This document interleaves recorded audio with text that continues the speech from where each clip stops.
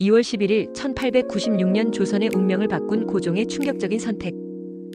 1896년 2월 11일 아직 새벽이 채 밝기 전 경복궁 깊숙한 곳에서 고종의 마음은 흔들리고 있었습니다.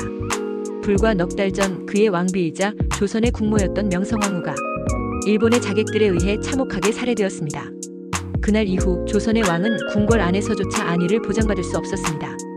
고종의 곁에는 몇몇 신뢰할 만한 신하들과 러시아 공사 베베르가 있었습니다. 베베르는 긴박한 목소리로 말했습니다. 전하, 더 늦어지면 위험합니다. 곧 일본이 움직일 것입니다. 고종은 망설였습니다. 조선의 왕이 외국 공사관으로 몸을 피하는 것이 올바른 선택일까? 하지만 주어진 시간은 많지 않았습니다. 일본의 감시망을 피해 움직일 수 있는 기회는 단 한 번뿐이었습니다. 2월 11일 새벽 고종과 세자는 가마를 타고 몰래 궁을 빠져나왔습니다. 경복궁의 뒷문이 조심스럽게 열리고 호위 무사들이 주위를 경계하며 움직였습니다. 그들은 한밤중 서울의 거리를 가로질러 정동에 위치한 러시아 공사관을 향했습니다.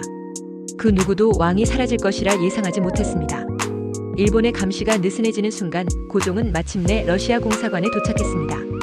공사관 문이 닫히는 순간 조선 역사상 가장 충격적인 사건 중 하나가 벌어진 것입니다.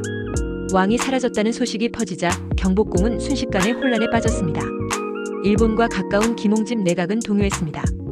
일본 공사는 즉시 경복궁으로 달려갔고 일본 측은 고종이 납치되었거나 반란이 일어난 것이 아니냐며 조선을 압박했습니다. 백성들 사이에서도 다양한 소문이 돌았습니다. 어떤 이는 왕이 일본에 의해 제거된 것이라 믿었고 또 다른 이는 왕이 스스로 나라를 버리고 도망쳤다고 비난했습니다. 하지만 고종의 탈출은 곧 일본의 영향력에서 벗어나려는 결단이었음이 분명해졌습니다. 고종은 러시아 공사관에서 즉시 움직였습니다. 그는 곧바로 일본의 협조적이었던 대신들을 제외하고 새로운 내각을 조직했습니다. 김홍집은 거리에서 경무청 순사와 분노한 백성들에게 맞아 죽었고 조선의 정세는 하루아침에 뒤바뀌었습니다. 친일 세력들은 목숨을 부지하기 위해 일본으로 망명하거나 몸을 숨겨야 했습니다. 그러나 조선이 일본의 손아귀에서 완전히 벗어난 것은 아니었습니다. 이번에는 러시아가 조선의 정치에 깊숙이 개입하기 시작했습니다. 조선의 내정은 러시아의 손에 달려 있었고 경제적 이권 또한 러시아에 넘어갔습니다. 아관 파천 이후 조선의 주도권은 일본에서 러시아로 넘어갔습니다. 러시아는 조선의 광산 채굴권과 철도 건설권을 요구했고 조선은 이를 거부할 수 없는 상황이었습니다. 국왕의 안전을 보장받는 대가로 조선의 자주권은 다시 한번 흔들리고 있었습니다.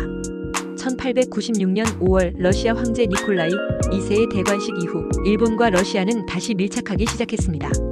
그리고 결국 러시아와 일본은 야마가타 로바노프 협정을 체결하여 조선을 분할 지배하는 데 합의했습니다. 1년이 지난 1897년 2월 20일 고종은 러시아 공사관을 떠나 덕수궁으로 돌아왔습니다. 하지만 왕은 이제 더 이상 자유로운 존재가 아니었습니다.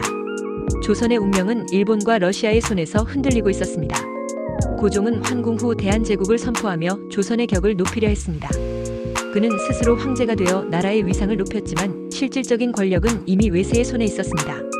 결국 아관 파천은 일본의 영향력을 줄이는 데 성공했으나 그 자리를 러시아가 차지하는 결과를 낳았습니다. 아관 파천은 조선이 일본의 손아귀에서 벗어나기 위한 절박한 시도였습니다. 하지만 그 과정에서 조선은 더욱 깊은 외세의 개입을 초래하고 말았습니다. 러시아의 간섭이 커지자 일본은 이를 가만히 두지 않았고 1904년 러일 전쟁이 발발하게 됩니다. 결국 러시아가 패배하고 일본이 다시 조선을 지배하게 되는 계기가 되었습니다. 일본을 벗어나려 했던 고종의 선택은 결국 더 큰 위기를 초래하고 말았습니다. 그리고 1910년 조선은 일본의 완전한 식민지가 되어버리고 맙니다. 아관 파천은 단순한 도피가 아니었습니다. 그것은 조선이 살아남기 위해 벌인 몸부림이었습니다. 그러나 외세에 의존하는 선택은 또 다른 외세의 개입을 불러왔습니다. 역사는 반복됩니다. 약소국이 강대국 사이에서 살아남기 위해서는 스스로의 힘을 길러야 합니다. 아관 파천의 교훈은 지금도 우리에게 깊은 깨달음을 줍니다. 우리가 자주적인 국가로 서기 위해 해야 할 일은 무엇일까요? 역사는 우리에게 묻고 있습니다. 구독과 좋아요는 영상을 제작하는 데 큰 힘이 됩니다.